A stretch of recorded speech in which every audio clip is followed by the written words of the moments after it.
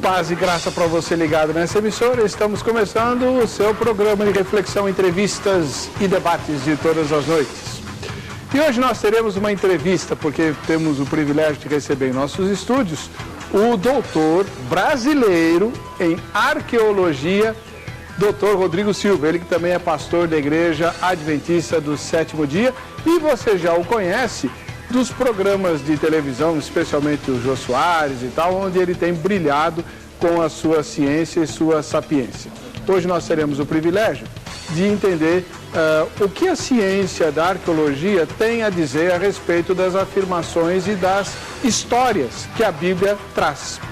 Muita gente critica a Bíblia, dizendo que não é possível acreditar-se naquilo que ela traz, mas o Dr. Rodrigo Silva vai mostrar que a ciência tem muito a dizer acerca do que a palavra de Deus informa. Será que aquilo que a ciência arqueológica diz contraria as afirmações bíblicas ou será o contrário? Nós vamos conversar especialmente sobre alguns assuntos mais, digamos, sensíveis, e vamos também ter oportunidade para perguntas dos nossos telespectadores e daqueles que foram entrevistados pela nossa equipe de reportagem. Está no ar o Vejam Só.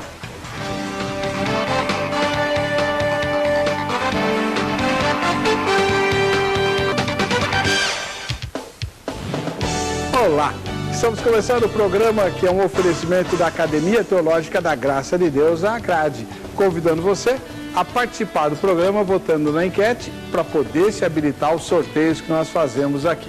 Os prêmios eu mostro depois, mas o endereço para você votar na enquete é o www.vejamsó.com.br. Vote na enquete que a gente vai ter prazer em sortear você no final dessa edição. E se você não ganhar hoje, continua concorrendo ao sorteio de sexta-feira.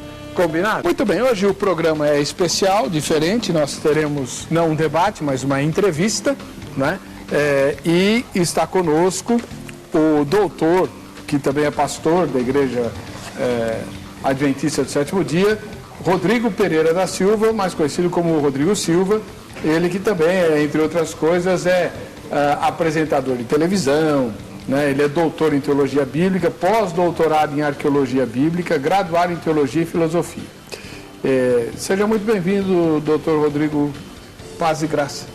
A graça e a paz de Deus estejam com todos. É um prazer estar com vocês aqui no Vejam Só. É a primeira vez que eu venho, mas já ouvi falar muitas vezes do programa, já assisti muitas vezes o programa, tenho colegas que estiveram aqui e é um grande privilégio, um grande prazer estar com os irmãos nessa noite. O prazer é todo nosso. O senhor fez doutorado em teologia bíblica numa universidade católica. Numa universidade católica. Né? Eu fiz na Universidade Católica o doutorado em Novo Testamento, com concentração em grego. Depois o pós-doutorado em arqueologia bíblica na Andrews University, nos Estados Unidos. Fiz uma especialização na Universidade Hebraica de Israel e estou concluindo também um outro doutorado em arqueologia clássica, dessa vez pela Universidade de São Paulo, a USP. Muito bem, onde eu estudei também. Ótimo. É um privilégio ter o doutor Rodrigo aqui. O senhor não pastoreia em nenhuma igreja local? Não. Hoje eu dou aula no NASP. Atualmente estou, justamente agora, no período que estamos fazendo esse programa, eu estou me licenciando para ir para os Estados Unidos para um sabático acadêmico. Sabático aqui não no sentido da guarda do sábado, um sabático acadêmico, onde eu passo alguns meses terminando justamente esse segundo doutorado da USP. E vamos nos dedicar mais a isso até o final do ano. Pois é, a primeira vez que eu vi o doutor Rodrigo foi justamente no programa do Jô Soares, onde, inclusive, depois, ao longo do programa, a gente vai retomar algumas questões lá, porque ele ficou embaraçado com a habilidade com que o irmão demonstrou arqueologicamente, com base nos textos do Novo Testamento, a irrefutabilidade da ressurreição de Jesus. Né? Ele queria que ficasse só na área da fé, né? E o irmão mostrou que, do ponto de vista científico, com base nos testemunhos históricos que nós temos, inclusive de autores não cristãos, é impossível refutar ou dizer que a ressurreição de Jesus não aconteceu. Você pode não acreditar, mas aí você não está acreditando, não está acreditando na Bíblia, você não está acreditando na história, na ciência. Exatamente. Né? Então, muito interessante. Mas já a gente quer tomar essas questões, vamos ver a matéria que a nossa repórter preparou apresentando a questão da arqueologia, e depois a gente vem aqui com o arqueólogo bíblico, Dr. Rodrigo Silva. O quando falamos em arqueologia, o que vem na sua cabeça? De repente, um sujeito que passa os dias abrindo buracos no chão, peneirando a terra e limpando as pedras com um pincel bem fino para tentar achar no meio de um monte de poeira uma preciosidade que ajude a montar o quebra-cabeça do passado humano. É isso? Esse trabalho não é muito fácil, não. É mais ou menos como navegar na internet. O trabalho consiste em separar os 99% de joio e 1% de trigo. Os exploradores de hoje são bem diferentes daqueles que escreveram a história da arqueologia até a primeira metade do século XX. Agora eles têm outro foco. Em vez de poderosos governantes, cidades perdidas, tesouros mesopotâmicos e tumbas faraônicas, estão bem mais preocupados com o estudo do dia a dia, do cotidiano de grandes civilizações da antiguidade. É claro que as descobertas extraordinárias ainda acontecem, e com uma frequência como nunca se viu. Mas raramente elas são acompanhadas de uma múmia cercada por objetos de ouro. A arqueologia é conhecida como uma ciência. O conhecimento neste campo se obtém pela observação e estudos sistemáticos, e os fatos descobertos são avaliados e classificados num conjunto organizado de informações. E saiba que a arqueologia também nos ajuda a entender a Bíblia, de modo que ela revela como era a vida nos tempos bíblicos. O que as passagens obscuras da Bíblia realmente significam e como as narrativas históricas e os contextos bíblicos devem ser entendidos. Sendo que a arqueologia também ajuda a confirmar a exatidão de textos bíblicos e o conteúdo das escrituras. Como história nunca é demais, vamos ouvir agora o pastor e doutor em arqueologia, Rodrigo Silva, que vai nos contar um pouco sobre seu trabalho e, claro, algumas curiosidades do tempo de Cristo. Agora, no programa Vejam Só. Muito bem. Mas antes de passar a palavra ao doutor Rodrigo Silva, deixa eu levar você lá para a nossa enquete, para você concorrer aos presentes, né? A página do programa fica no vejamsó.com.br, o endereço eletrônico do nosso programa, e você vai responder a seguinte pergunta: qual o seu grau de interesse nas notícias que envolvem ciência e fé juntas, né? Então, quando você vê alguma notícia que tem alguma descoberta científica que fala de alguma coisa ligada aos temas da fé, qual é o seu grau de interesse? Primeira resposta, muito alto, você não deixa de ver de jeito nenhum. Segunda resposta, alto, quer dizer, você vai procurar se informar. Terceira, médio, às vezes você vê, às vezes não. Baixo, quer dizer, quase nunca, e nenhum. Interessa, eu quero saber o que a ciência tem a dizer sobre as questões da fé. Eu tenho a fé, ou então eu não tenho a fé, enfim. Votou na enquete, você está habilitado para os sorteios que faremos aqui no programa Vejam Só. Hoje eu vou sortear dois presentes. Esse aqui é o primeiro, né? Esse aqui. Qual? Aqui, tá. Hoje as cadeiras são diferentes, eu estou perdido aqui, ó. Um DVD do Dr. Russell Shedd, O Mundo, a Carne e a Igreja, uma palestra que ele proferiu a respeito desses desafios para o povo de Deus, né? O mundo e a carne. Tá? Vou sortear esse DVD também com a camiseta da Academia Teológica da Graça de Deus, a AGRADE, essa camiseta que você está vendo aí, que promove a rede de escolas Academia Teológica da Graça de Deus, espalhada no Brasil todo. Tem mais de 600 filiais, você pega e anota o telefone agora, porque amanhã você vai ligar no horário comercial, não adianta ligar essa hora que já fechou. Então, no horário comercial você liga para 0 Operadora 11 3115 0819 e se informa sobre o endereço da grade mais próximo da sua casa e qual é o curso que tem lá, além do curso bíblico, porque a grade tem vários cursos, tem curso de Libras, curso de capelania, curso de evangelismo, curso para obreiros, curso de análise bíblica, de escatologia, de música, de inglês e espanhol, tem muitos cursos, nem todos em todas as filiais, é claro. Por isso você vai se informar no horário comercial amanhã, tá bom? Esse telefone atende inclusive aos sábados, mas só no horário comercial. Muito bem. Pastor Dr. Rodrigo Silva, muito obrigado por ter vindo ao programa, atendendo ao nosso convite. O senhor estava fora, no exterior, quando nós o contatamos, né? E já está viajando de novo. Está viajando, saio domingo agora para os Estados Unidos, só volto em dezembro agora para o Brasil. Deixa eu fazer de cara uma pergunta para o senhor, que tem incomodado muita gente, muitos cristãos, né? Antes do senhor mostrar os objetos que o irmão trouxe. É verdade que não existem evidências arqueológicas do êxodo narrado na Bíblia? Depende como a pergunta é feita. Se a pergunta é feita no sentido romântico da palavra, uma pedra que diz, olha, os hebreus passaram por aqui. Não existe. Não existe. Mas se eu fizer a pergunta do ponto de vista técnico, arqueológico, sim, existem evidências de que houve um êxodo. Por que a diferença? É porque as pessoas, às vezes, que são leigas na área da historiografia, da história e da arqueologia, pensam muito no Indiana Jones, no filme A Múmia, que você chega lá e encontra pedaços. É bom deixar claro para o telespectador que está em casa que 90% da história antiga está completamente perdida. Por exemplo, eu não tenho nenhuma comprovação arqueológica que Alexandre o Grande esteve na Índia. Não existe nenhuma comprovação histórica. Aliás, a biografia mais antiga de Alexandre que nós temos data de 300 anos depois da morte dele.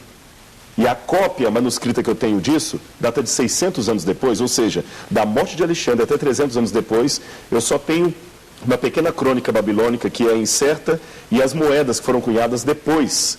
Eu não tenho nenhuma comprovação arqueológica.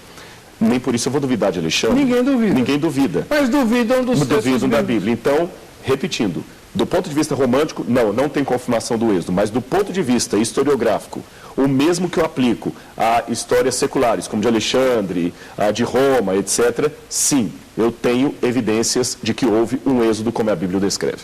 Que legal. E com relação à ressurreição, que eu mencionei há poucos instantes, né? O senhor foi brilhante na sua entrevista lá no Jô Soares, mostrando que a ressurreição de Jesus não pode ser vista apenas do ângulo da fé. Ou você crê pela fé ou não crê. A ciência aponta na direção de que houve uma ressurreição. O senhor pode resumir isso para nós? Claro, resumo. Eu pego uma coisa que os críticos muito tomam contra a Bíblia, e você em casa já deve ter ouvido falar disso, que é a relação às contradições e os escândalos que a Bíblia apresenta. Você já ouviu falar disso? Ora, os escândalos são a maior prova de que a Bíblia é verdadeira. Vejam bem, letra A.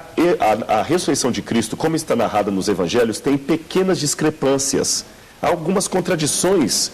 Um fala que viram 2 anjos, outro que foi um anjo só, etc. Essas pequenas discrepâncias mostram que o texto não foi arranjado, não foi forjado para convencer ninguém, mas que aquele que montou o Novo Testamento os deixou tais quais chegaram até ele. E qualquer especialista em direito pode dizer que num depoimento, testemunhas se contradizem em pequenos detalhes. Eu posso ver a mesma coisa que o irmão, eu vou contar um pouquinho diferente, nenhum dos dois está mentindo. Segundo lugar, a Bíblia fala que os primeiros que testemunharam a ressurreição de Jesus foram mulheres. Ora, meu amigo, as mulheres no primeiro século não tinham um depoimento válido perante um tribunal. Se os evangelistas quisessem forjar uma história da ressurreição, jamais colocariam mulheres como sendo as primeiras a verem o ressuscitado. Terceira evidência que nós temos a respeito da ressurreição de Cristo. Aquela doutrina da ressurreição seria a pior coisa que os discípulos poderiam criar para tirar a vergonha da cruz. Deixa eu explicar rapidamente esse último ponto, que talvez é o mais importante deles. Acontece o seguinte: Jesus morreu crucificado. Disto, até os mais acirrados céticos não põem dúvida. Tá certo? Pode perguntar a qualquer ateu que Jesus morreu crucificado, até os mais acirrados críticos da Bíblia acreditam, ele morreu crucificado.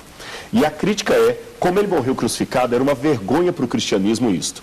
Então os discípulos tiveram que criar uma teoria, uma doutrina, uma história para apagar a vergonha da cruz. E quais as opções que eles teriam para criar essa doutrina? Eles podiam, por exemplo, falar da mentepsicose, que a alma sai de um corpo e entra no outro. Se eles fizessem isso, teriam consigo, evidentemente, os discípulos de muitos gregos aceitariam isso, muitos gregos. Pitágoras, os pitagóricos, acreditavam que a alma saía de um corpo e entrava no outro. Eles podiam também defender a imortalidade da alma, que a alma de Jesus simplesmente saiu e foi para o paraíso, para o Éon e acabou. Eles ganhariam os platônicos. Eles podiam também defender a reencarnação, que Cristo reencarnou em alguma outra pessoa, eles ganhariam principalmente aqueles da área da Pérsia. Ou eles podiam dizer que Jesus simplesmente morreu e acabou, não teve mais nada, ganhariam os pitagóricos. Mas dizer que Jesus ressuscitou, não ganhariam ninguém, porque a ressurreição era a filosofia, digamos assim, religiosa, mais rejeitada, mais criticada, mais ridícula. Então, por que eles escolheram justamente esta? E o último argumento, quanto tempo dura uma mentira? Se eles sabiam que Jesus não ressuscitou e tiveram coragem de morrer posteriormente por causa daquele fato, ou eles eram loucos ou realmente acreditaram que algo de fato aconteceu. Eu poderia dar outros argumentos, mas esses são alguns elementos que apontam que aquela história é muito estranha para ser apenas um caso fictício ou um relato montado. E ainda no âmbito da ciência, né, da investigação do passado, existem documentos fora da Bíblia que atestam a ressurreição de Jesus? Sim, sim. Nós temos Flávio Josefo, tem o testemunho flaviano, que alguns colocam em dúvida. Esse testemunho é tão interessante que alguns chegam a dizer, não, Flávio Josefo não escreveu isto. O curioso é que dos manuscritos de Flávio Josefo que nós temos, todos contêm esse trecho. Inclusive uma cópia em árabe feita por muçulmanos que não teriam nenhum interesse na ressurreição de Jesus. Existe, é claro, nesse texto apenas uma ou outra frase que é contraditada do ponto de vista da crítica textual.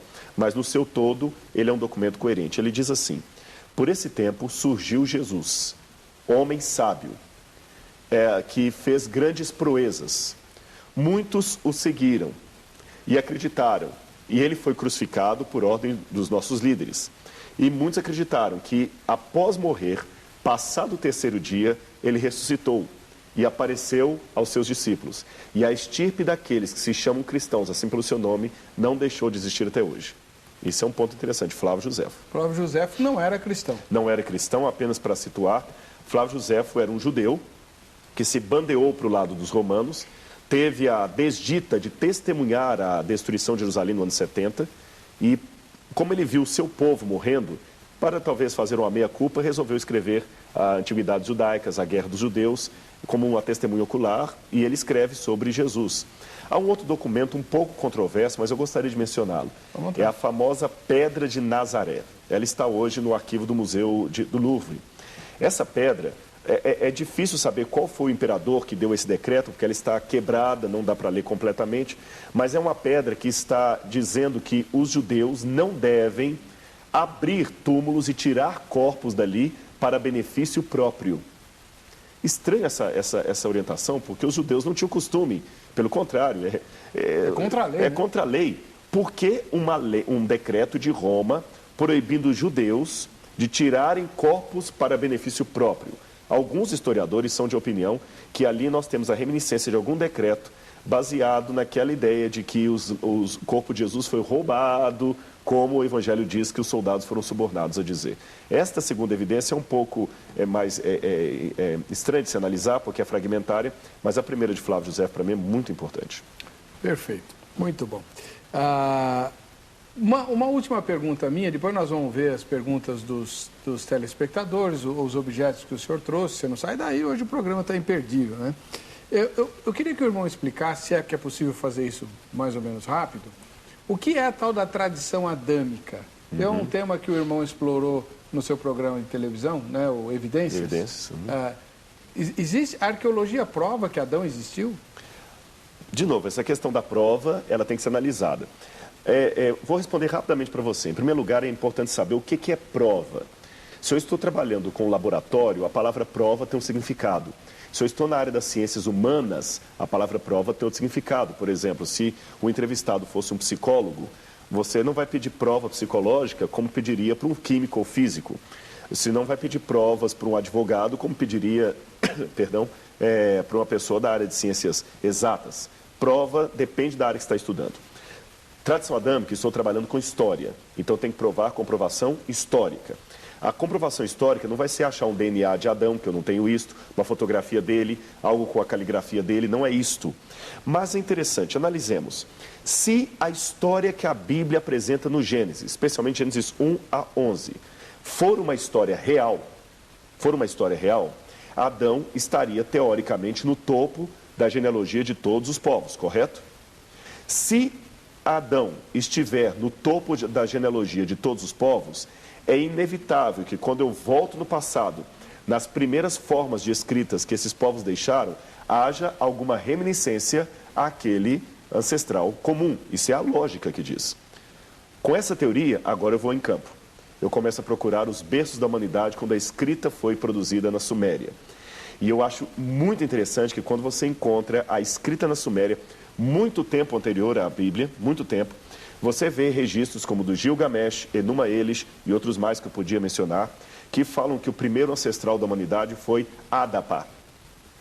Outros dizem Adamá, Admuzi, que são nomes que por sua fonética lembram o hebraico Adam, que nós traduzimos por Adão. E as histórias se parecem, falam de um paraíso idílico chamado, olha o nome, Edenu ou Edim. Edim. E se você olhar em acadiano, Edenum, em sumeriano, Edim significa planura cheia de água. O Éden, no hebraico, também significa planura cheia de água. Fala que os deuses criaram a humanidade, colocaram para trabalhar para eles. Vou dar só um exemplo, que senão o programa todo seria só nisso. O texto do Enuma Elish são 7 tabletes. Cada tablete conta um pedaço da criação. O 6º tablete conta da criação de Adapa e a humanidade. O 7º tablete é o tablete do descanso dos deuses. Não, sério, tá brincando. O 7º. Só que aí tem uma diferença em relação ao texto bíblico. No 7º tablete, os deuses descansam porque agora a humanidade trabalha para eles, para servi-los. E como a humanidade faz muito barulho, eles resolvem destruir a humanidade por meio de um dilúvio. Então, que curioso. Eu tenho contradições em relação à história bíblica, porque telefone sem fio, quem conta um conto, aumenta um ponto. Mas o núcleo permanece o mesmo. Um casal, um jardim paradisíaco que foi perdido, os nomes, 7 etapas, um dilúvio universal, uma torre. Olha, são muitos exemplos que nós poderíamos dar. E de povos que não tinham nada a ver com o hebreu. Nada. E permita uma coisa, os críticos, antes dessas descobertas, diziam que a história bíblica foi inventada pelos hebreus. Depois que essas evidências surgiram na Suméria, os críticos mudaram. Não, a história bíblica plagiou aquilo ali. Só que tem uma outra coisa que eles não respondem. Nós temos as mesmas histórias espalhadas em mais de 350 etnias fora do Oriente Médio. Então, realmente, do ponto de vista historiográfico, houve uma história real, da qual várias outras derivaram, e distorções, evidentemente, acontecem a partir daí. E é isso que a gente chama de tradição adâmica. Isso que eu chamo de tradição adâmica. Portanto, a ciência confirmando os relatos das Eu não me surpreendo, então, de encontrar fora da Bíblia elementos que inventam a Bíblia. E, biblicamente, eu estou bem com isso, porque o próprio Senhor Jesus falou que ele tinha ovelhas de outro aprisco que não fosse de Israel. Deus sempre espalhou. Então, mesmo aquele pagão, embora a nossa temática não seja missiologia, mas certamente o telespectador em casa deve ter ouvido falar de algum caso de missiólogo, de missionário que chegou num país que o pessoal era completamente pagão e se surpreendeu ao chegar ali e encontrar questões bíblicas. Por exemplo, na África, perto de... Daqui a pouquinho vem o nome do país. Daqui a pouquinho vem, fugiu agora, onde o povo tinha o costume de uma vez por ano pegar 2 galinhas. Uma galinha ele sacrificava, a outra ele apenas confessava os pecados e soltava a galinha no mato. Da onde que esse povo teve essa ideia que é muito parecido com o dia do Yom Kippur, o bode emissário? Eles falam que eram tradições que vinham dos ancestrais, e eu podia dar vários outros exemplos. Então Deus deixou a sua luz, mesmo nos povos pagãos, para que antes que o evangelho chegasse completamente, eles já pudessem tomar uma decisão perante Deus. O fator Melquisedeque lembra um pouco. Esse é Don Richardson.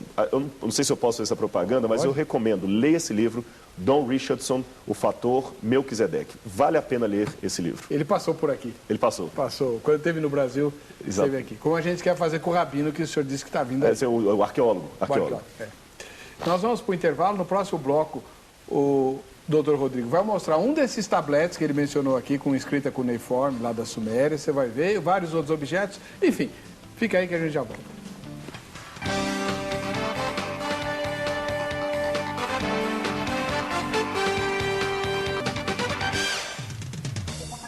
Estamos de volta com o programa. Vejam só, agradecendo o carinho da sua audiência. Muito obrigado por nos acompanhar. Estamos hoje recebendo com muita alegria e muita honra, né, o pastor Dr. Rodrigo Pereira da Silva, que é doutor em teologia bíblica, pós-doutorado em arqueologia bíblica, graduado em teologia e filosofia e uma simpatia, professor magnífico de arqueologia bíblica, ele é ministro da Igreja Adventista do Sétimo Dia e está conosco aqui, repartindo um pouco do conhecimento que ele tem, mostrando como a ciência arqueológica se articula em relação àquilo que a Bíblia afirma. E até onde ele conclui, a arqueologia só confirma o que a Bíblia diz. Só confirma. A arqueologia não vai confirmar 100%, porque nós não temos 100% dos achados. E como eu falei, a história antiga, 90% dela está perdida. Seja por ação do tempo, ladrões de sepultura, guerras, terremotos, desconhecimento. Mas o pouco que se descobriu confirma. Agora é bom uma correção. Não é objetivo da arqueologia confirmar a Bíblia. Permita-me apenas esclarecer isso para o telespectador. Nunca diga essa frase. A arqueologia confirma a Bíblia. Eu vou dizer a você por quê. Em primeiro lugar, por uma questão de fé. A Bíblia é a palavra de Deus. Se ela é a palavra de Deus, a autoridade máxima é Deus. Por exemplo, quando um guarda de trânsito fala que você estava numa alta velocidade, o guarda de trânsito ele tem fé pública, ele não precisa provar. Você que tem que provar que ele está errado, porque ele é autoridade. Se ele tiver que provar, ele deixou de ter fé pública, deixou de ter autoridade. Se Deus tem que provar que ele é Deus, ele já não é mais a autoridade suprema. Então a arqueologia bíblica, ela nada mais nada menos ela também não pode provar que Jesus é o Filho de Deus, ela não pode provar a Trindade, foge a arqueologia isso. Qual é o objetivo dela? Ela ajuda a confirmar se aquelas histórias que a Bíblia escreveu aconteceram de fato. Aí eu faço a analogia. Se as histórias são reais, a teologia que se assenta sobre essas histórias também será real. Este é o ponto. Vamos mostrar alguns objetos? Sim. Começa com esse tablete. De cuneiforme. Eu tenho 3 tabletes aqui que eu trouxe. Este aqui que vocês estão vendo na mão, vou mostrar para essa câmera aqui, é uma das mais antigas formas de escrita que nós temos na humanidade, assim que eles escreviam. Abraão aprendeu a escrever dessa maneira em Ur dos Caldeus. Estão vendo? Este aqui é um recibo da venda de uma vaca que foi doado o dinheiro para o templo em Nippur. Por que eles guardavam o recibo disso? Isso aqui país? Isso aqui hoje seria o Iraque. Né? Nippur seria no passado a Mesopotâmia. Estava a Suméria, da Suméria, de Abraão mesmo. Perto de Ur, Erech, aquela região ali. Se você quer situar hoje no mapa, você pode ir ali mais ou menos o Iraque, Irã, tá certo? Aquela região ali. Por que eles guardavam esse tipo de recibo? Isso é barro? Isso é barro. Por que eles guardavam esse tipo de recibo? Agora, curiosidade. Abatimento de imposto de renda. Já existia isso? Já existia naquela época. Existia naquela época. Esse aqui... Isso é nota fiscal paulista? Nota fiscal paulista. Já havia na época, viu? Já havia batia, porque o que você doava no templo, você não pagava imposto. Então, eles guardavam o recibo. Este outro aqui é um documento médico, tá certo? Ele mostra como é que as cirurgias deviam ser prescritas, medicamentos, as receitas já eram com letra ilegível naquela época. Exatamente, desse jeito. Agora, é interessante, eu tenho no nosso museu lá, uma outra cópia. O senhor sabe ler isso daí? Esse não, ele é acadiano. Qual a diferença do acadiano? Aqui está em sumeriano. O acadiano e o sumeriano são escritos com os mesmos caracteres, mas são línguas diferentes. É como, por exemplo, o alemão e o português. Você usa as mesmas letras, mas são línguas diferentes. O acadiano, que eu consigo ler o acadiano e hieróglifos. Pois não. O acadiano e o hieróglifo. O acadiano era dito na época de Daniel. O sumeriano na época de Abraão. Agora, preste atenção, você que está em casa. Você nota que alguém pegou uma cunha e foi fazendo as letras aqui, estão vendo? Sim. Que na verdade são sílabas, é uma língua silábica. Como ele usava cunhas para fazer isso, esse tipo de escrita recebeu o nome de escrita cuneiforme. Então, cuneiforme não é um idioma, não é uma língua. Cuneiforme é o estilo da escrita que era feita com cunhas ainda na argila. E é a mais antiga escrita que se tem notícia. A mais antiga, 2.500, 2.300 a.C. Tem um tablete muito parecido com esse, por exemplo, que é o código de Eshnuna. Eles também escreviam os códigos, as leis, em pedra. Olha como é que ele me ajuda a entender o comportamento, o costume bíblico. Que, aliás, esse é outro objetivo da arqueologia. Ela ajuda você a entender culturas e costumes bíblicos. Posso dar um exemplo? Claro. No código desse tamanho, chamado Eshnuna, aliás, uma curiosidade, os 10 mandamentos poderiam ser 2 pedras desse tamanho. Opa! A gente imagina aquele filme, Moisés carregando aquela coisa lá com quase 80 anos, 10 mandamentos. E por que Deus fez na pedra? Justamente eles tinham esse costume da preservação. Podia ser 2 pedrinhas desse tamanho, os 10 mandamentos. Nesse código de Eshnuna é dito o seguinte: se eu tiver uma propriedade e lhe vender a propriedade, hoje eu ganho uma escritura, um papel. Naquela época eu ganharia um ídolo. E cada propriedade tinha um ídolo típico daquela propriedade. Então havia milhares de ídolos, cada ídolo de uma propriedade diferente. Nós temos no Museu do NASP, daqui a pouquinho vamos falar do Museu do NASP, alguns ídolos originais. Os irmãos só não se assustem, que alguns vão lá e falam assim: puxa vida, mas a gente aprende na igreja a fugir dos ídolos, chega no NASP, está cheio de ídolos. Mas é um museu. É um museu, né? É um museu arqueológico. Então, se eu tenho um ídolo daquele, eu guardo com muito carinho ou escondo na terra. Por quê? Numa demanda judicial, o juiz perguntará: quem tem o ídolo? Eu. Então você é o dono da terra. Se quem tem posse do ídolo é o dono da terra, esse tipo de ídolo é chamado de terafim, nós entendemos um episódio bíblico. Qual episódio bíblico você pergunta em casa? O da Rebeca. Rebeca, quando Labão deu falta dos ídolos, Rebeca havia roubado os ídolos do pai. Para quê? Para entregar Jacó. Nós lemos isso rápido na Bíblia e pensamos que Rebeca fez aquilo por uma questão de idolatria. Não foi por uma questão mercantilista. Ela queria roubar o certificado das terras para posteriormente entregar a Jacó e fazê-lo dono das terras de Labão. Uma vingança pela vingança do pai. Porque o pai havia trocado ela pela Lia. Corrigindo, uma vingança pelo engano do pai. Só que, o que o Labão fez? Correu, colocou uma pedra e fez Jacó jurar que não passaria dali. E esses ídolos são pequenos. Aí eu entendo por que na Bíblia fala que ela colocou embaixo do animal e falou: pai, eu estou menstruada, não posso movimentar. Que ele queria revistar, né? Queria revistar. Então o motivo daqueles ídolos ali não era um motivo religioso, cultico, mas era mercantilista. Era, na verdade, um comprovante de propriedade da terra. Exatamente. Né? Quer ver outra coisa? Em Israel, a gente nota, quando a gente imagina, por exemplo, fazenda, Jesus conta muita história de semeador, de fazenda, filho pródigo. A gente imagina aquele campo, até muitos livros desenham, aquele campo retinho. Israel é um lugar cheio de colinas. A maior parte das fazendas não eram retas. Você quer saber em casa como era? Eu vou fazer o desenho com a mão aqui. Eram assim, como se fossem pequenas escadas. Então ele fazia aqui, colocava pedras, fazia um caminho aqui, outras pedras, como se fossem terraças. Certo. Não sei se o telespectador em casa imagina. No Brasil nós temos alguns lugares que fazem assim. Você põe uma murada de pedra para não colapsar a terra, faz um caminho, outra murada de terra, outro caminho, faz aqueles degraus. Nesse degrau que o semeador vai jogando a semente, plantando. Aí nós lembramos a parábola de Jesus. Certo. O semeador jogou uma semente, caiu nas pedras. Óbvio, naquele cenário. Eu entendo por que cai nas pedras. Nos espinhos, outra caiu na terra fofa, outra caiu na terra mais rasa. A parábola fica muito bem. Então a arqueologia ajuda a ler a Bíblia tridimensionalmente.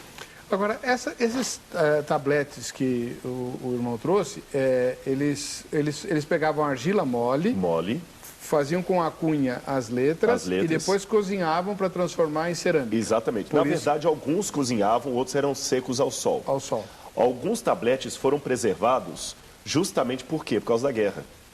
Porque quando um outro grupo chegava e incendiava aquela cidade, aquele tablete era queimado, então a argila que já tinha sido seca, queimava, aquilo virava pedra, duro e preservava até hoje. Por exemplo, eu tenho um outro tablete aqui, esses que eu trouxe são cópias, mas lá nós temos originais. Certo. Só por uma questão de segurança eu trouxe cópias. Este aqui, deixa eu mostrar correto, ele mostra muito nitidamente as cunhas. Isso aqui, sabe o que é? Isso que você está vendo é um tablete de cálculo matemático. Aqui para fazer cálculos matemáticos, para fazer transações comerciais. E na Babilônia, uma coisa que me chama a atenção... Mas o senhor sabe que não está de cabeça para baixo? É porque o sentido das letras é o mesmo do acadiano. Aí não, fica claro, fácil para eu ler. Não, natural. Agora, o curioso disso aqui é que você tem um número especial para a matemática babilônica. O 6. O 6 era um número sagrado para eles, era o número do panteão divino. A medida da estátua, da imagem que Nabucodonosor ergue, são 60 côvados por 6. Aí nós entendemos por que no Apocalipse o número da besta é 666. Não 666, como alguns dizem. É um múltiplo. Por quê? a Bíblia foi escrita pegando aquela cultura. O Apocalipse, o Anticristo lembra o Babilônia, que destruiu o povo. Então, quando essa cultura é levada em consideração, mesmo na interpretação profética, escatológica, faz um sentido muito grande. Mas, às vezes, ignora-se isso. E alguns falam, não, o número da besta é 666, é código de barras. Mas não era isso. Era um múltiplo de 6, oriundo desde a Babilônia, que é o panteão dos deuses. Então, o Apocalipse 13 faz uma ponte, eu descubro pela arqueologia, com Daniel, capítulo 3, onde os amigos de Daniel são obrigados a adorar a imagem do Nabucodonosor, senão ia morrer. No Apocalipse, o Anticristo faz uma imagem. Então, a Bíblia, ela é linda de ser estudada entre si e no contexto arqueológico que a circundava. E para o senhor, o que é esse 666? Agora a pergunta vai, mas eu vou responder, não vou fugir não. Na minha opinião, o 666 é o número de um poder, representa um poder que sairia do cristianismo, apostataria do cristianismo, se uniria com Roma e, no fim dos tempos, causaria a perseguição ao povo de Deus. E por que eu deduzo isso? Porque João fala que o anticristo já estava surgindo na época dele. Havia apenas algo que o detinha. Paulo fala da grande apostasia. E a igreja cristã, durante toda a sua idade, sempre fez um vínculo entre o anticristo e Roma. Então, por isso, eu respeito outras opiniões, mas eu tenho dificuldade de ver o anticristo como sendo um ateu, como sendo um computador, como sendo a União Soviética. Para mim, é um poder que saiu do cristianismo, apostatou dele, se juntou com Roma, modificou a doutrina, tentou segurar a Bíblia e, no fim dos tempos, voltará para perseguir o povo de Deus. Perfeito. Vamos ver, nós temos um vídeo tirado, inclusive, do seu programa de televisão, que a gente quer mostrar e o senhor vai comentando. É um vídeo Correto. sem áudio, né? Pode soltar aí, Ana? O que é isso aí, doutor? Essa é uma maquete que está no Museu de Israel, um dos principais museus de arqueologia do mundo, e você está vendo o templo da época de Jesus. Esse telhado vermelho é o pináculo do templo. Lembra que o diabo leva o pináculo do templo e o manda saltar dali? Nós temos então o pátio, onde ficava o povo. Depois eu quero fazer uma menção interessante sobre o pátio. Esta é a porta de Sha'ar HaHarmin, em hebraico, ou porta dourada, como nós a chamamos. Existe uma profecia sobre essa porta no livro de Ezequiel, que se der tempo eu vou comentar também. Volta lá na porta e para lá. Essa porta, então, ele vai voltar ali e eu quero contar isso para o telespectador em casa. Eu vou resumir porque que o senhor fala que é uma porta, mas ela está fechada. Ela está fechada. E por que está fechada? Quando Jerusalém foi construída, ela tinha várias portas. Esta aí. Na época bíblica, o norte era o símbolo da destruição, tá bom? Esta porta está voltando para o Oriente. E na época bíblica, sempre tinha a ideia que o Oriente é da onde viria o Messias. Sempre assim, tá bom? O Jardim do Éden foi plantado na banda do Oriente, o anjo selador de Ezequiel vem do Oriente, no Apocalipse vem do Oriente. E se o telespectador olhar bem em casa, em frente tem um 3 deitado, estão vendo? O umbral parece um 3 deitado, parece até a marca de uma rede de hambúrgueres que todo mundo conhece. E aqui na frente tem um cemitério muçulmano. Por que esse cemitério foi construído? É interessante que em 1548, Suleimã, o Magnífico, construiu estes muros, refazendo os muros de Jerusalém. Atrás dessa porta está o Domo da Rocha, que vai aparecer em seguida no vídeo, que é um templo muçulmano muito importante. Mas quando Suleimã mandou... Esse é o templo. Quando Suleimã estava construindo aquela porta para dar acesso ao templo, algumas pessoas chegaram para ele e falaram assim, não abra essa porta. Por quê? Existe uma profecia dos judeus que o Messias deles passará aqui com um grande exército e entrará em Jerusalém. Ele falou, Não, então coloca tijolo de cima embaixo. E fechou a porta. Até hoje. Curioso que James Fleming, um arqueólogo que trabalhava no Instituto Albright de Jerusalém, em 1969 estava fotografando aquela porta da Misericórdia. E ele caiu, porque lembra que é um cemitério ali? Sim. Ele caiu embaixo. E ele percebeu que embaixo daquela porta que nós vemos, existe uma outra porta dos tempos de Cristo que foi bloqueada. Uma coisa importante que eu esqueci de mencionar. Por que Suleimã mandou fechar a porta e colocar um cemitério aqui? Porque considerando que o Messias é rei e sacerdote, como sacerdote ele não pisaria em cemitério. Então ele quis impedir a profecia de cumprir. Mas curioso que a porta pela qual Jesus passou está embaixo daquela também bloqueada. Quando eu vou ao livro de Ezequiel, capítulo 44, versículos 1 a 3, eu descubro uma profecia magnífica. Ezequiel tem uma visão de Jerusalém, como estava no seu tempo. O anjo mostra o templo para ele, mostra as ruas, e quando o anjo passa pela porta oriental, ela está fechada. Ezequiel toma um susto, Porque se a porta está fechada, o Messias não vem, a salvação não vem. Então, você pode conferir em casa esse texto bíblico. Ele diz assim: fez-me o homem voltar para a porta exterior do santuário que dá para a banda do Oriente, a qual estava fechada. Disse-me o Senhor: esta porta permanecerá fechada, ninguém jamais entrará por ela, porque o Senhor, Deus de Israel, passou por ela, por isso ficará fechada.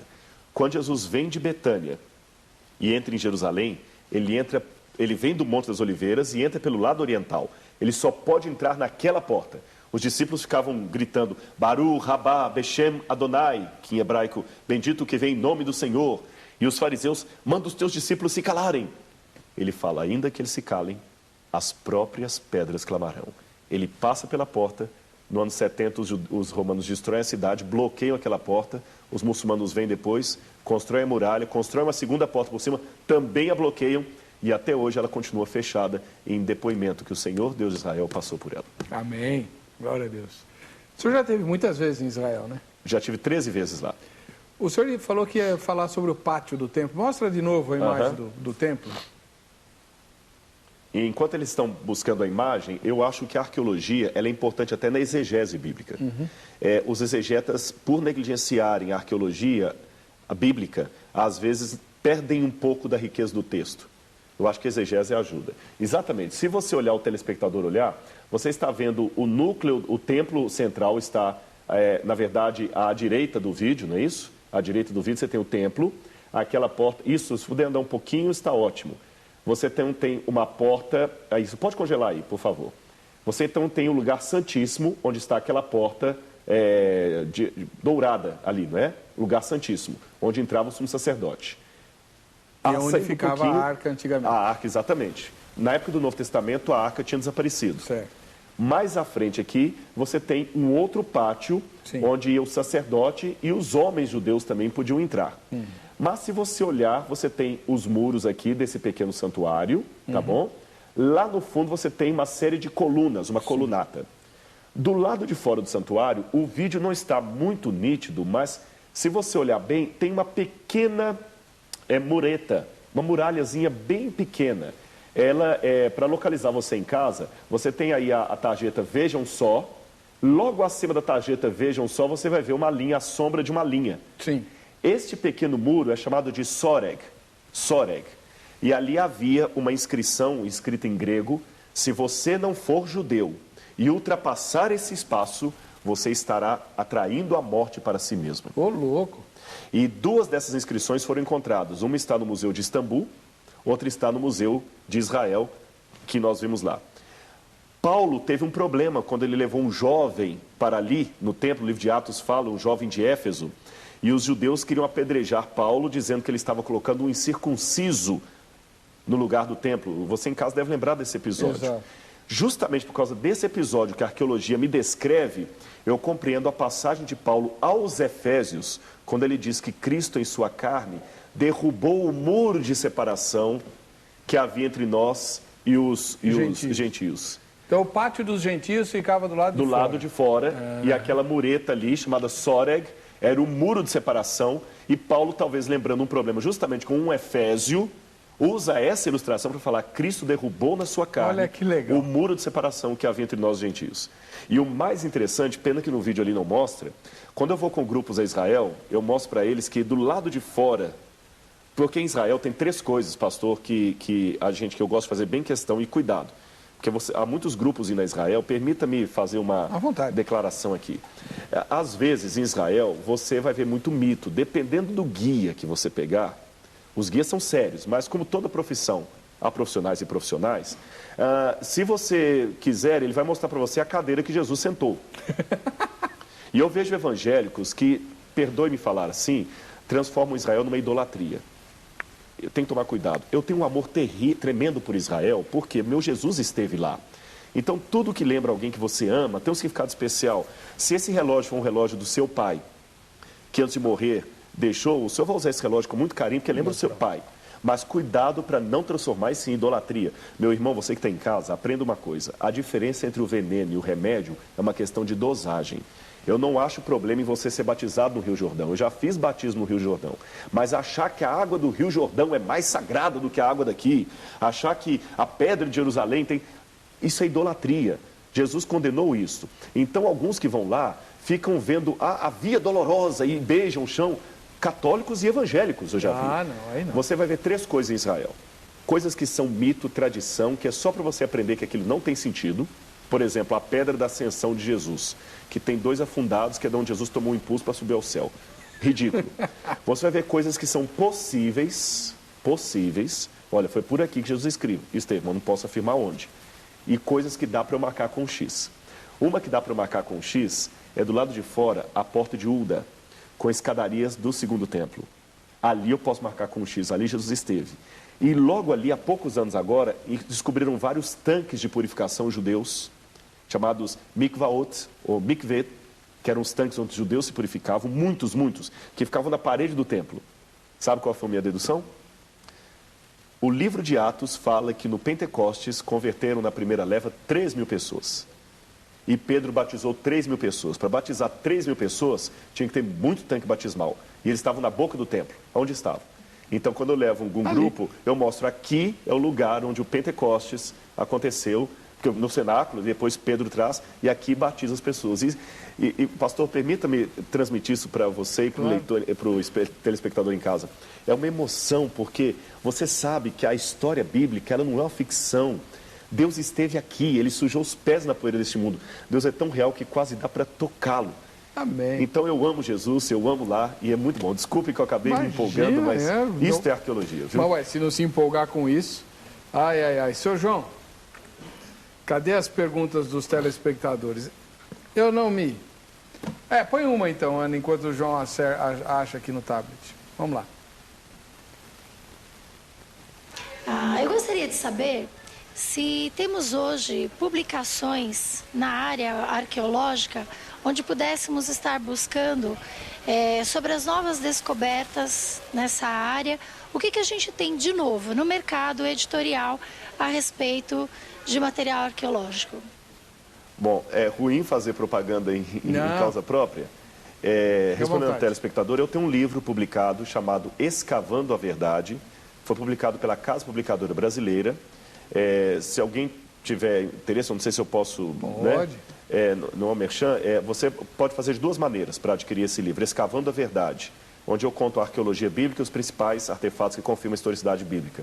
Você pode ligar para o telefone 19 3858 9036. Repetindo, 19 3858 9036, ou então entrando no site www.cpb.com.br www.cpb.com.br, Escavando a Verdade, Rodrigo Silva. Um outro livro muito bom são Descobertas dos Tempos Bíblicos, de Alan Millard, da editora Vida. A editora Vida Nova também tem publicado alguns materiais muito bons. A CPAD, Casa Publicadora das Assembleias de Deus, também publicou o livro As Pedras que Clamam, de Randall Price. Então, esses são alguns exemplos de material evangélico que tem em português e acessível ao telespectador. Amém. Tem uma pergunta aqui, com certeza de alguém que já esteve em Jerusalém. Ele chama-se Adão, mora em São Paulo. Em Israel existem 2 santos sepulcros. Gostaria de saber do arqueólogo qual deles é o verdadeiro e qual deles foi construído primeiro. Isso é possível? É impossível. Nós não sabemos, Adão. Quando ele falou um Adão que teve em Jerusalém, eu falei, eu conheço um Adão que teve no Éden, né? Pois é. Adão, nós não sabemos com certeza aonde era o lugar que Jesus foi crucificado. Deixe-me aproveitar o ensejo da sua pergunta apenas para esclarecer um outro erro. Não existe Monte Calvário. Se você olhar bem no Evangelho, em nenhum lugar a Bíblia fala o Monte Calvário, o lugar da caveira. A tradição Monte Calvário, quem criou foi Cirilo de Jerusalém, no V século, que ao fazer uma homilia, resolveu falar do Monte Sinai, onde foram dados os 10 mandamentos, e o lugar onde Cristo morreu. Então ele falou Monte Sinai, Monte Calvário. E este erro acabou ficando, como, por exemplo, até hoje também, nós chamamos os nativos da América de índios. Mas isso é um erro pentencinário, porque Colombo pensou ter chegado às Índias, mas nem por isso vamos mudar. Fique tranquilo, na Igreja Adventista, nós temos um hino muito bonito que canta Monte, Monte do Calvário. Continua cantando, não é heresia, tá certo? Só que você saiba que No máximo, poderia ser uma colina pequena. Os romanos não crucificavam pessoas em cima de montanhas. É uma tradição. Na Bíblia não fala Monte Calvário. E qual era esse local da caveira? Nós não sabemos. E talvez até por uma providência divina. Os cristãos primitivos não estavam muito preocupados com essas peregrinações que eu falei de tendência idolátrica. Por isso que eles não preocuparam em ficar marcando aqui Jesus sentou, aqui Jesus esteve, até para talvez não virar uma romaria para lá. Hoje, há dois principais lugares que as pessoas pensam que poderia ser o Calvário. O mais antigo, já que você perguntou qual foi construído primeiro, o mais antigo é a Igreja do Santo Sepulcro, que fica dentro de Jerusalém, que foi construída por ordem de Helena, a mãe de Constantino, no IV século. Mas a tradição também é muito mística. Helena, com 70 anos, foi para Jerusalém com um grupo de homens, e Macário, que era um bispo que estava com ela, Eusébio de Cesareia também conta um pedaço dessa história, diz que o Espírito Santo mostrava para Helena as coisas. Então acharam um fosso mal cheiroso, perto da antiga Hélia Capitolina, e lá havia 3 cruzes. Trouxeram uma mulher doente, deitaram na primeira cruz, não aconteceu nada, na segunda não, na terceira acharam a cruz de Cristo. Pedaços dessa cruz estão por toda a parte. Hoje, com as cruzes de Cristo encontradas por aí, eu faço 4 arcas de Noé, com tanto pedaço de cruz de Cristo. Aliás, Lutero já ironizava que há tantos ossos de santos na Europa que só na Espanha você pode encontrar 15 dos 12 apóstolos. Então, não posso basear nisso. A única coisa que eu posso dizer é que realmente, aonde está a Igreja do Santo Sepulcro, havia túmulos da época de Jesus, e na época de Jesus, a Igreja do Santo Sepulcro ficava fora da cidade. O outro lugar é mais recente. No século XIX, o general Gordon estava em Jerusalém e olhou, perto da porta de Damasco, no lado oriental da cidade, uma pequena rocha que ele achou que parecia uma caveira. Hoje é um ponto de ônibus. Então, os anglicanos compraram ali a região e realmente ali tem um jardim, tem um túmulo. Então, deduziram que poderia ser o lugar da caveira de Jesus. Mas mesmo os que cuidam do jardim de Gordon, eles não afirmam que lá era o Calvário. Mas é um lugar lindo para meditar. Esse lugar eu faço questão de levar o grupo lá, porque é gostoso, você medita, o pessoal não cobra nada, são missionários ingleses voluntários, muito bonito. Agora, então, do ponto de vista arqueológico, eu não posso dizer para você se é o Calvário de Gordon, se é o Santo Sepulcro ou se não é nenhum dos dois. Mas uma coisa eu posso afirmar, ele morreu e ressuscitou. E isto é o que interessa à nossa fé. O túmulo está vazio. Agora, o Calvário de Gordon, para meditação e relembrar a morte e ressurreição de Jesus, é um lugar espetacular. Luiz Fernando, de Itajubá, nas Minas Gerais. Conforme fora dito pelo Senhor Jesus em Lucas 19, que as pedras clamariam se as pessoas se calassem, pode-se dizer que descobertas arqueológicas têm feito, de alguma forma, esse papel evidenciado ao mundo, principalmente aqueles que negam a autenticidade da Bíblia em relação à criação do homem, sua história, vida, morte e ressurreição de Jesus?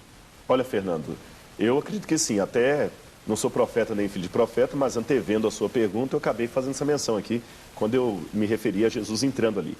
Do ponto de vista exegético, alguns exegetas pensam que quando Jesus falou assim, ainda que eles se calem, as próprias pedras clamarão, Jesus estaria se referindo aos gentios que pregariam a mensagem, caso os filhos se calassem, porque na tradição judaica havia diferença entre os filhos e as pedras. Aqueles que eram filhos de Deus, através da descendência de Abraão, eram filhos. E aqueles que não eram filhos de Deus, eram pedras. Por isso que Paulo fala de uma maneira até irônica, vocês esquecem que dessas pedras Deus pode suscitar filhos a Abraão. Pedras, símbolo dos gentios. Mas a própria exegese não nega também a possibilidade de uma aplicação segunda, uma dupla aplicação. Porque Jesus no grego usa bem ali o tauta. Estas pedras clamarão, né? Então, sem quebrar a interpretação exegética primeira, Jesus pode ter dado um duplo sentido. Os gentios vão pregar e essas pedras vão proclamar que eu sou o Messias. Então, ainda que seja do ponto de vista homilético, eu vejo sim uma referência arqueológica a isso aí. A gente vai para o intervalo, voltamos já com o último bloco dessa rica entrevista com o Dr. Rodrigo Silva, arqueólogo bíblico.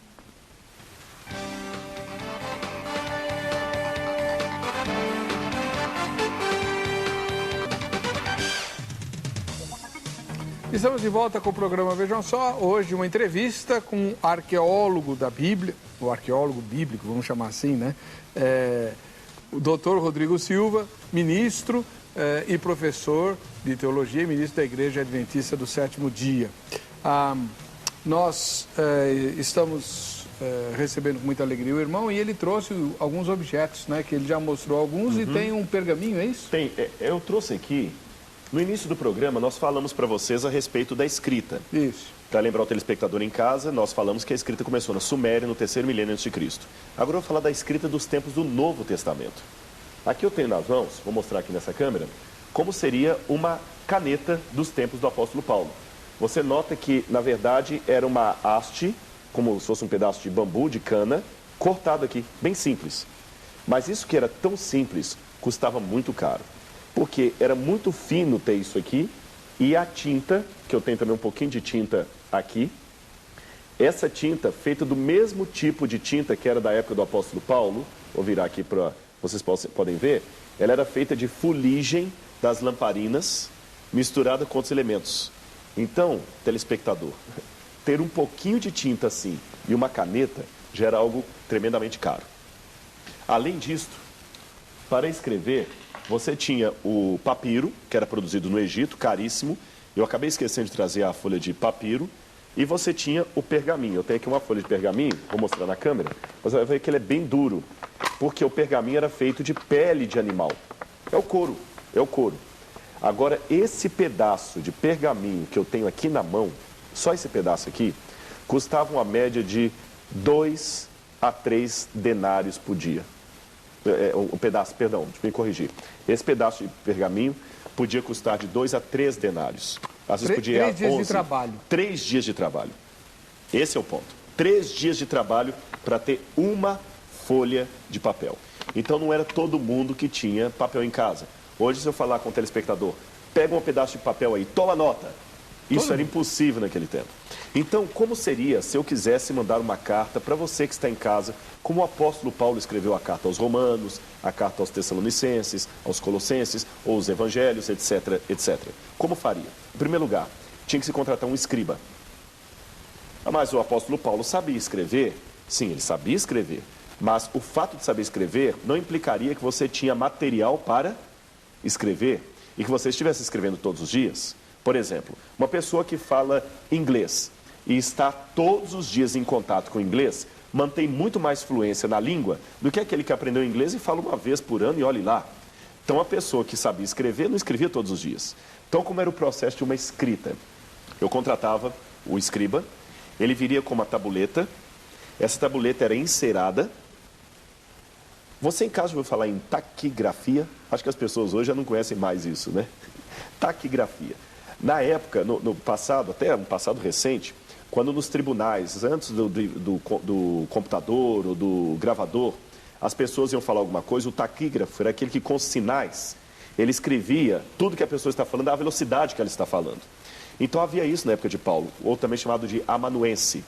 Ele viria com aquela tábua de argila, uma tábua de pedra, uma tábua de madeira, revestida de cerâmica, e com um estilete, tanto é que chama estilos em latim, ele ia escrevendo de maneira taquígrafa tudo que eu ia editando. Então, prezados irmãos de Éfeso, graça e paz da parte de Deus, nosso Senhor Jesus Cristo, etc, etc, etc, etc, tal. Depois que ele escrevia tudo rápido ali, ele lia para mim ou eu lia. É isso mesmo que você quer escrever? Não, não, não. Ao invés de colocar da parte de Cristo, eu quero colocar do Senhor Jesus Cristo. Ele raspava ali e corrigia. Não tinha problema, quantas vezes fosse necessário. Depois daquilo ele lia, eu concordava, ele levava para casa, passava limpo no papel, na tinta. Depois que ele trazia isso escrito para mim, eu lia, concordava, assinava embaixo, enrolava, colocava um pequeno selo, você vai ver aqui, olha, um selo que lacrava. Então esse selo era quebrado, porque só a pessoa que recebia podia ler. Lembra que no Apocalipse tem os 7 selos? Sim. A pessoa quebrava aqui e lia aquele conteúdo para a igreja. Então, por isso que você lê em casa, o apóstolo Paulo é o autor da carta aos Romanos. Mas se você olhar, não foi Paulo que escreveu os Romanos. Que isso, pastor? Mas que heresia? Não, olha lá. No final de Romanos diz, eu, Tércio, que escrevi essa epístola, vos saúdo. Na outra ocasião, Paulo fala, veja com que grandes letras, a assinatura de punho próprio. Agora você vê em casa o trabalho que deu para Paulo produzir uma carta como os Romanos, carta aos Tessalonicenses, o trabalho que deu para a Bíblia ser produzida. Por isso que no Apocalipse fala, bem-aventurado aquele que lê e aqueles que ouvem. Tem algumas Bíblias que traduzem errado, aqueles que leem, aquele que lê e aqueles que ouvem, que às vezes era uma só Bíblia para todos. E aqui fica o desafio, pastor. Eles tinham, às vezes, uma Bíblia e todo mundo sabia, lia e estudava. Às vezes nós temos 10 Bíblias em casa e ninguém nos limitamos a nos alimentar de sermão do pastor. Isso é terrível. Verdade. Nós temos algumas perguntas gravadas, não temos, Ana? Uma já foi, vamos para a segunda. Eu fiquei sabendo que arqueologistas bíblicos estão fazendo estudos lá a respeito do Monte Ararat, as descobertas lá da Arca de Noé. Eu gostaria de saber como é que andam esses estudos, se já foi feito algum avanço em relação a isso. Essa é a minha pergunta. Foi bom eu ver essa pergunta porque ela suscita outras. Um dos papéis do arqueólogo bíblico, meu irmão, não falou o nome dele, né, na entrevista, não. né? Um dos papéis do arqueólogo bíblico é desmentir a pseudo-arqueologia bíblica. Eu não quero ser antiético aqui, mas cuidado com alguns sites sensacionalistas. Por exemplo, que disseram que encontraram rodas de carros de Faraó debaixo do Mar Vermelho, que encontraram o lugar de Sodoma e Gomorra. Isso é mito, é mito. Não acharam roda de carro de Faraó, que a Arca dos 10 Mandamentos foi encontrada debaixo. Mito, mito. O diabo provoca essas coisas para quê? Para que você leia e depois divulgue na igreja e vire motivo de chacota dos críticos. Com relação à Arca de Noé, existem 44 supostos achados da Arca de Noé. Nenhum deles é conclusivo. E muitos são mentirosos. Tá certo? Parrotos diz que encontrou a Arca de Noé, vários outros exploradores. Encontrou um pedaço de madeira no Ararat. Fazer daquilo a Arca de Noé. Porque satélite fotografou. Eu tenho hoje evidências geológicas que o dilúvio aconteceu.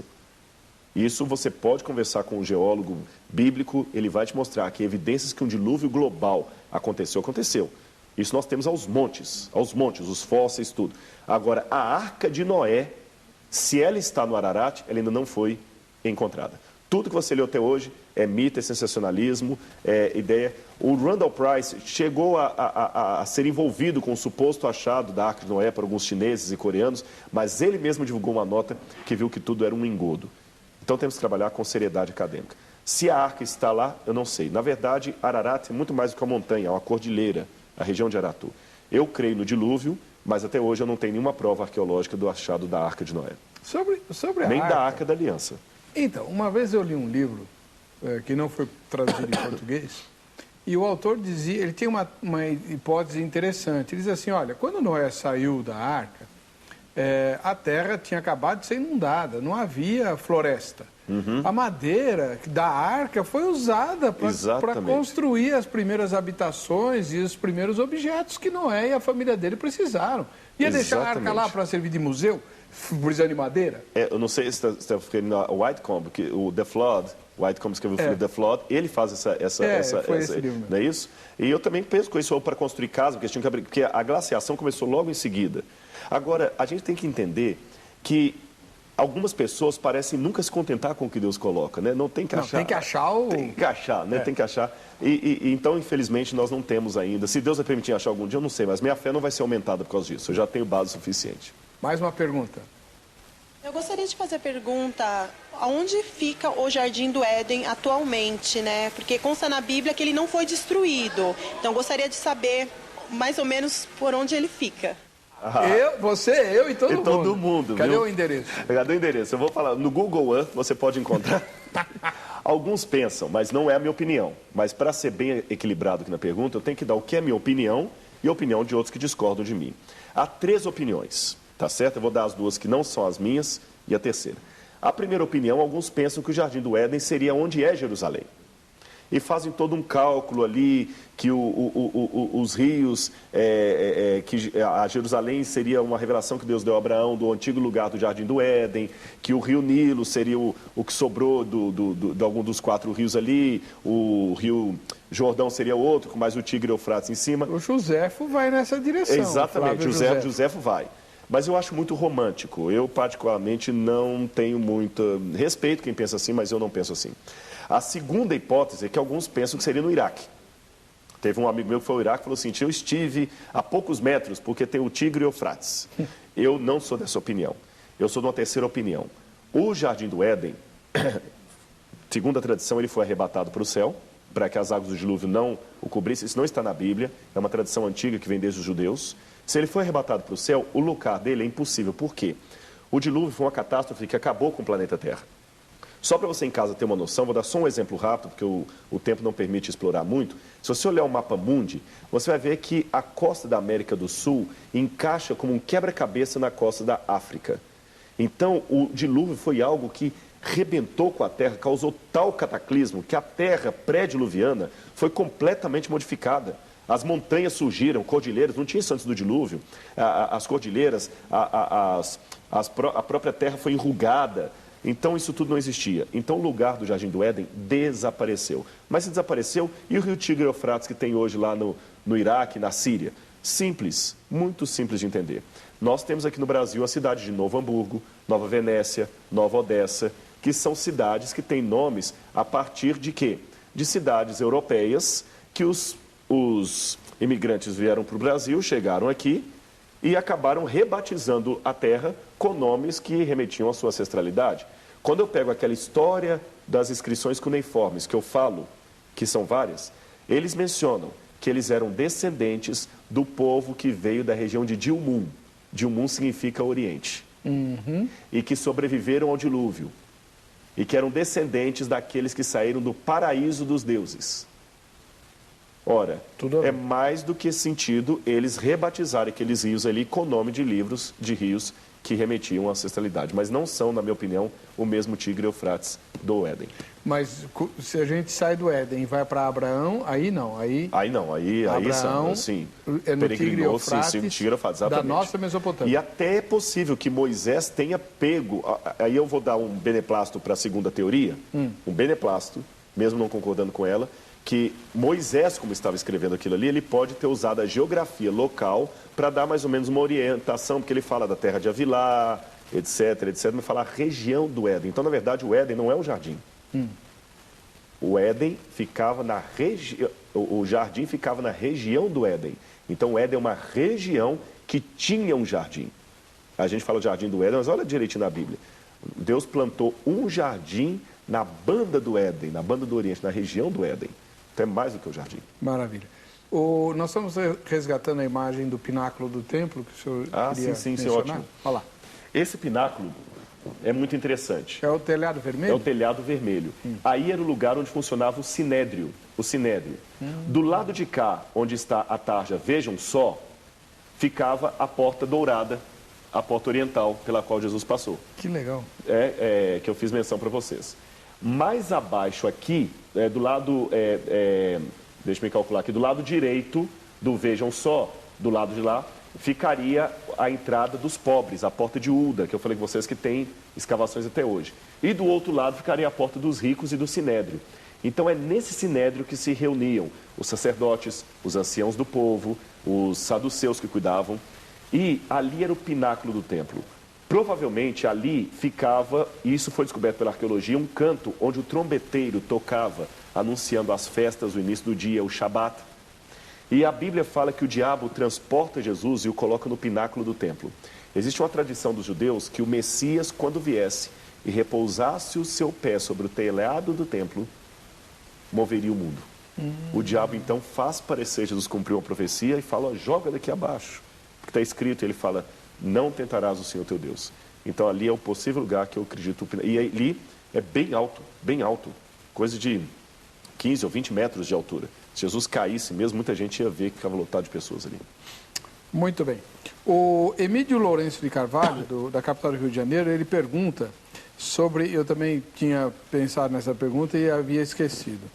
Talvez boa parte dos evangélicos e cristãos em geral, o que eles sabem de arqueologia e Bíblia é o que eles leram no clássico E a Bíblia Tinha Razão. Werner Keller. Que é um livro bem antigo, né? Acho que é dos anos 50. Anos 50, exatamente. Esse livro é atual, é superado, é ficção? É superado e eu, do ponto de vista teológico que eu sigo, eu tenho vários problemas com esse livro. Ele está desatualizado em muitas coisas, do ponto de vista arqueológico, desatualizado em muitas coisas. também do ponto de vista arqueológico, ele não é endossado pelos principais arqueólogos. E deixe-me falar uma coisa misturando arqueologia com teologia para responder isso. O telespectador deve saber, o programa Vejam Só é um programa bem eclético, vocês trazem aqui teólogos conservadores, teólogos mais liberais, vocês trazem pessoas que têm uma confissão, tem até para promover um debate. A Igreja Adventista ela tem uma teologia mais conservadora, eu acredito na inspiração da Bíblia, não na inspiração verbal, mas eu acredito na inspiração da Bíblia, que ela é a palavra de Deus, que ela tem um relato histórico real. Mas o Werner Keller vem daquela escola de interpretação alemã que acreditava que a Bíblia estava cheia de mitos. A mesma escola que produziria no futuro Rudolf Bultmann, Strauss, esse pessoal todo, aquela escola que a gente fala da escola da crítica da Bíblia, tá certo? Então o que o Werner Keller fez? Ele pegou a Bíblia enquanto mito e falou assim, não, essas histórias aconteceram, a Bíblia só exagerou. Então, por exemplo, a travessia do Mar Vermelho foi o seguinte, tem uma época do ano que a água fica rasinha mesmo. Então o povo passou naquela época rasinha e o escritor deu uma interpretação miraculosa para aquilo. Ou seja, ele pega eventos normais e diz que o autor bíblico transformou aquilo em eventos miraculosos. E o segundo erro, para mim, crasso dele, é tentar explicar a partir da racionalidade um milagre. Irmão, o milagre, se pudesse ser explicado racionalmente, não era milagre. Eu sei que Jesus nasceu de Maria virgem. Como isso aconteceu, eu posso fazer um doutorado em biologia, não vou entender. Eu sei que ele ressuscitou dentre os mortos. Como isso aconteceu, eu não sei. Então, eu aceito pela fé. Por isso, eu confesso que desaprovo o conteúdo do livro de Werner Keller, a despeito do bonito título, e a Bíblia tinha razão. Amém. Existem documentos que provam a existência, por exemplo, de Pilatos? Pilatos temos. Foi encontrado nos anos 60 em segundo uso. O que é segundo uso? Mesmo na antiguidade, as casas, prédios, edifícios, templos, etc., eram destruídos e reconstruídos. Havia uma guerra, o pessoal destruía tudo isso aqui e reconstruía, usando material antigo. Então, é comum encontrar, às vezes, num templo romano, uma coluna de uma época grega. Só que a coluna agora, que no passado era coluna, agora serve de piso. Então encontraram no teatro de Cesareia Marítima, servindo de degrau, uma antiga inscrição. Esse degrau datava do período bizantino, mas a inscrição era do 1º século. E essa inscrição tinha o nome Pôncius Pilatus Praefectus Iudea, Tiberium. Então nós temos uma comprovação arqueológica da existência de Pilatos, encontrado em Cesareia Marítima, que era onde Pilatos morava, residia. E uma comprovação de que ele teve na Judéia. Sim, sim, com certeza. Hoje não há mais dúvidas da existência de Pilatos. Interessante isso. Agora, deixa eu achar mais aqui. Epa. Pode rodar. O Luiz Lima, da capital paulista, pergunta se é possível o doutor Rodrigo Pereira nos revelar onde estão sepultados os apóstolos. Eu sempre tive essa curiosidade. Ô Luiz, que curiosidade mais... Ô Luiz, eu não sei onde estão sepultados e eu dou graças a Deus por não saber, senão estaria uma romaria com idolatria ali, viu? Nós não sabemos. A Igreja Católica insiste, e como nós temos telespectadores católicos, eu vou dar informação, mas eu discordo dela, que Pedro estaria sepultado onde hoje é o Vaticano. Então você vai ao Vaticano, tem a cripta, e eles têm um pequeno caixão ali que eles disseram que encontraram com uma inscrição chamada Petroseni, que em grego significaria Pedro aqui, e mostram que Pedro estaria sepultado ali dentro do Vaticano. Eu, do ponto de vista arqueológico, não é porque eu não sou católico, é porque isso parece mais coisa medieval. Parece não é coisa medieval, não é como eu falei, não tem. Então, nenhum dos apóstolos nós sabemos hoje onde foram sepultados ou temos resquícios do sepulcro deles. E do Santo Graal? O Santo Graal foi um mito que surgiu na Idade Média, especialmente com os cavaleiros templários, que é a busca do cálice sagrado, o copo que tocou nos lábios do Senhor na noite em que ele foi achado. E vários. Então, agora o interessante é que eu não trouxe aqui, você falou do Jô Soares, no Jô Soares eu levei um copo típico do que era da época de Cristo. E ele não tem aquele formato do Santo Graal. O formato que eles mostram do Santo Graal, como sendo uma taça assim, é um formato completamente medieval. Não é um copo da época de Cristo. O copo da época de Cristo era uma botija. É como se fosse uma casca de coco. Uma casca de coco, exatamente. Eu ia falar alguma coisa para você comer sucrilhos, ou cornflakes, uma casca de coco. E, na verdade, como é que eles faziam? Eles molhavam o pão ali e depois todo mundo bebia junto. E era geralmente feito ou de pedra ou de barro. Não era feito nem de madeira, nem de ouro, nem nada. Isso foram coisas que foram acrescentadas. E, meu irmão, coloca na sua cabeça uma coisa importante. A Bíblia não revelou tudo, é claro. Há muitos mistérios que a Bíblia não revelou. Mas aquilo que é importante para a nossa doutrina está claramente apontado na palavra de Deus. Se o Santo Graal fosse algo tão importante assim, a Bíblia não o teria revelado. Eu fico preocupado com essas teologias de almanaque que vão surgindo a posteriori, sabe? De coisas que não têm fundamento bíblico. Eu acho que o que não tem fundamento bíblico é doutrina dos homens. Senão a Bíblia não estaria terminado o cânon. Eu poderia até hoje escrevendo coisas aí, livros e mais livros, inventando doutrinas. Então, se fosse a coisa importante, tinha que estar registrado na Bíblia. Agora uma palavrinha sobre o Novo Testamento. Como é que o senhor vê esse auê todo sobre os evangelhos apócrifos? Houve de fato uma conspiração da igreja da época para esconder o casamento de Jesus, essas coisas todas? O que a arqueologia aponta nessa direção? Olha, curioso. No passado, os críticos da Bíblia tentavam desmentir os evangelhos bíblicos. Olha como é que mudou agora. Agora eles estão querendo pegar que os apócrifos que são os originais, que os evangelhos derivaram deles. Primeira questão. É mito dizer que foi Constantino que bolou o cânon. Só para você ter uma noção, vou contar um segredinho para você. Bem baixinho aqui.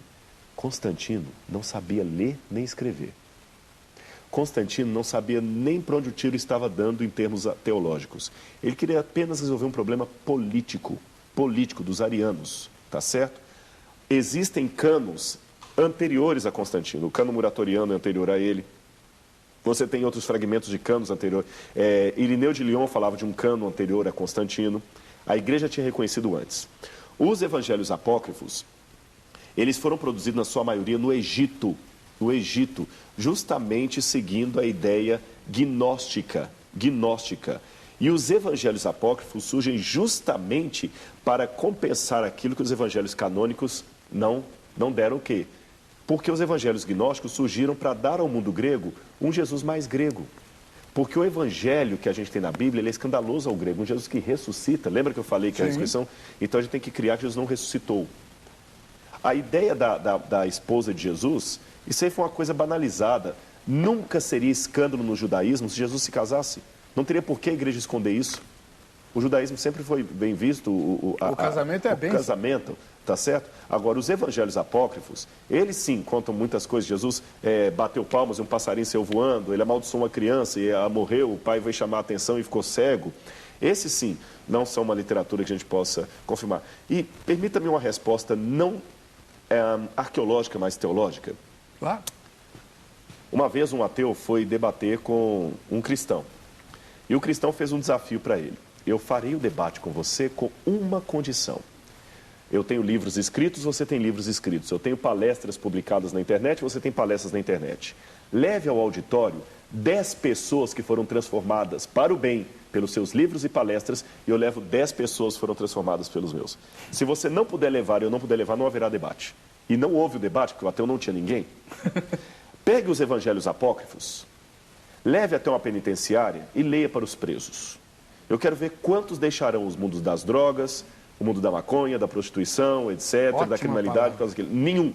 Agora, leia o Evangelho de Mateus, Marcos, Lucas e João, você vê quantos se convertem. Então, isso é um desafio que eu faço para os ateus. E não só dos Evangelhos apócrifos. Pegue José Saramago, pegue Richard Dawkins, pegue Shakespeare, pegue quem você quiser. Eu sei que a educação enobrece, mas quantos presos, quantos criminosos largaram o crime porque leram José Saramago? Agora, da Bíblia... Amém. A diferença está aí. Glória a Deus. Bom, ontem eu falei que a gente ia começar um quadro, hoje eu vou fazer bem rapidinho, o Vejam Só Quem Assiste ao Vejam Só, que é o seguinte, você está assistindo ao Vejam Só, você faz um selfie aí seu, com a sua família, do jeito que você quiser e põe no Facebook do programa, Facebook/programa Vejam Só, e a gente vai mostrar aqui um pouquinho cada dia e no fim do ano a gente vai sortear para dar um prêmio. Não vai dar para mostrar foto hoje? Ah, Ah, que maldade. Eu vou passar por mentiroso aqui, hein? Poxa vida. A culpa é minha, viu? Falei mais do que devia. Não é não. Vamos ver quem é que vai ganhar o brinde da grade. Bernardino de... Não. Maria Lígia, lá de Bernardino de Campos, em São Paulo. Parabéns, Maria Lígia. Olha, o contato, né, do doutor pastor Rodrigo Silva está no site vejamsó.com.br. Você vai lá na aba Convidados e você tem o contato dele para fazer convites, né, se quiser encaminhar alguma pergunta, que não seja o lugar onde os apóstolos estão sepultados, ou coisas do tipo, enfim. E eu queria aproveitar e agradecer mais uma vez a deferência do irmão abrir espaço na sua agenda. Foi um grande prazer. Né? Parabéns pelo trabalho, pelo programa Evidências. Qual é o horário que passa o programa? Na verdade, como eu estou me ausentando agora, até eu aviso ao telespectador, eu agradeço muito, mas o programa Evidências saiu do ar. Porque eu estava em Israel, estou indo agora para os Estados Unidos para terminar esse doutorado. Então, o programa Evidências não está mais na TV Novo Tempo, ele saiu da grade. Eu pensei que eles iam arrumar alguém para me substituir. Então, por tempo indeterminado, eu não farei o programa Evidências. Se a gente voltar no futuro, vocês vão ficar sabendo. Mas eu agradeço àqueles que nos acompanharam, viu? Então, vamos fazer o seguinte, vamos combinar quando o senhor voltar do período sabático. A gente volta aqui para o Vejam Só. Com certeza, vai ser um prazer estar entrevista para a gente comentar aqui. algumas coisas aí. Inclusive, ficaram alguns assuntos de fora, como essa questão entre árabes e judeus. Sim. Como é que o irmão vê todas essas questões. Para você que fica com a gente, que fica com essa emissora, a paz e a graça de Jesus. Até o próximo Vejam Só.